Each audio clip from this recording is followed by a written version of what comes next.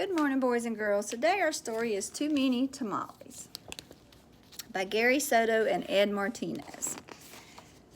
It says, snow drifted through the streets, and now that it was dusk, Christmas trees glittered in the windows. Maria moved her nose off the glass and came back to the counter. She was acting grown up now, helping her mother make tamales. Their hands were sticky with masa. That's very good, her mother said. Maria happily kneaded the masa. She felt grown up wearing her mother's apron. Her mom had even let her wear lipstick and perfume. If only she could wear her mom's ring, she thought to herself. Anybody ever had tamales? Maria's mother had placed her diamond ring on the kitchen counter. Maria loved that ring. She loved how it sparkled like their Christmas tree lights. When her mother left the kitchen to answer the telephone, Maria couldn't help herself. She wiped her hands on the apron and looked back at the door. See Mom's ring here? I'll wear the ring for just a minute, she said to herself. The ring sparkled on her thumb.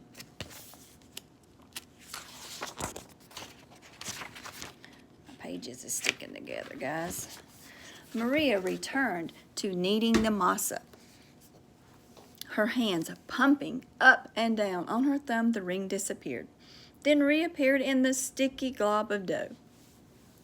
Her mother returned and took the bowl from her. Go get your father for this part, she said. Then the three of them began to spread masa onto corn husk. Maria's father helped by plopping a spoonful of meat in the center and folding the husk. He then placed them in a large pot on the stove.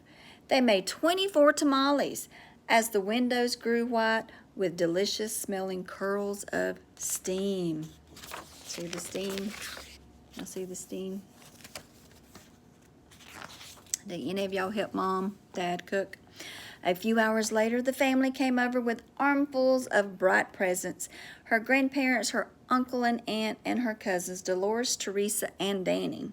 Maria kissed everyone hello. Then she grabbed Dolores by the arm and took her upstairs to play with the other cousins, tagging along after them. They cut out pictures from the newspapers, pictures of toys they were hoping were wrapped and sitting underneath the Christmas tree. As Maria was snipping out a picture of a pearl necklace, a shock spread through her body. The ring, she screamed. Everyone stared at her. What ring? Dolores asked. Without answering, Maria ran to the kitchen. Y'all remember what ring she's talking about?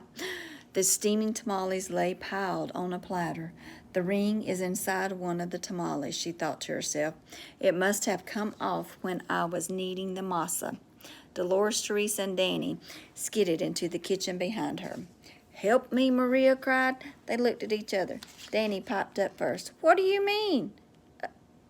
What do you want us to do? Eat them, she said. If you bite something hard, tell me. So there's all the tamales they made. The four of them started eating. They ripped off the husk and bit into them. The first one was good, the second one pretty good, but by the third tamale, they were tired of the taste. Keep eating, Maria scolded. Corn husk littered the floor. Their stomachs were stretched till they hurt, but the cousins kept eating until only one tamale remained on the plate. This must be it, she said. The ring must be in that one. We'll each take a bite. You first, Danny. Danny was the youngest, so he didn't argue. He took a bite, nothing. Dolores took a bite, nothing. Teresa took a big bite, still nothing. It was Maria's turn. She took a deep breath and slowly, gently bit into the last mouthful of tamale. Nothing. Danny, didn't any of you bite something hard, Maria asked. Danny frowned. I think I swallowed something hard, he said. Swallowed it, Maria cried, her eyes big with worry. She looked inside his mouth. Teresa said, I didn't bite into anything hard, but I think I'm sick. She held her stomach with both hands. Maria didn't dare look into Teresa's mouth. She wanted to throw herself on the floor and cry. The ring was now in her cousin's throat, or worse, his belly. How in the world could she tell her mother? But I have to, she thought.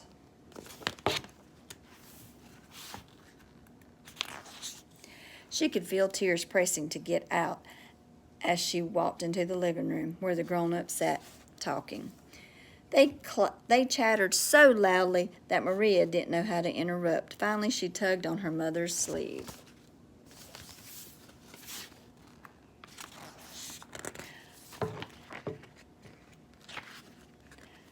"What's the matter?" her mother asked. She took Maria's hand. "I did something wrong," Maria sobbed. "What?" her mother asked.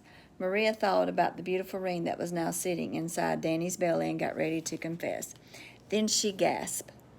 The ring was on Mother's finger, bright as ever. "The ring!" Maria nearly screamed. Maria's mother scraped off a flake of dried masa. "You were playing with it," she said, smiling gently.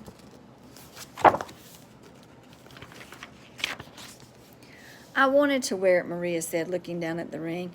Then she told them all about how they'd eaten the tamales. Her mother moved the ring a little on her finger. It winkled a silvery light.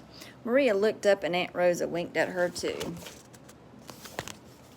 "Well, it looks like we all have to cook up another batch of tamales," Rosa said cheerfully. Maria held her full stomach as everyone filed into the kitchen, joking and laughing. At first, she still felt like crying as she kneaded a great bowl of masa next to Aunt Rosa. As she pumped her hands up and down, a leftover tear fell from her eyelashes into the bowl, and for just a second rested on her finger, sparkling like a jewel. Then Rosa nudged with her elbow and said, "Hi, Nina. It's not so bad. Everyone knows that a second batch of tamales always tastes better than the first, right?" When Dolores, Therese, and Danny heard that from the other side of the room, they let off a groan the size of 24 tamales. Then Maria couldn't help herself. She laughed, and pretty soon everyone else was laughing, including her mother. And when Maria put her hands back into the bowl of masa, the leftover tear was gone. Boy, they ate all those tamales, and their bellies, I bet, was hurting.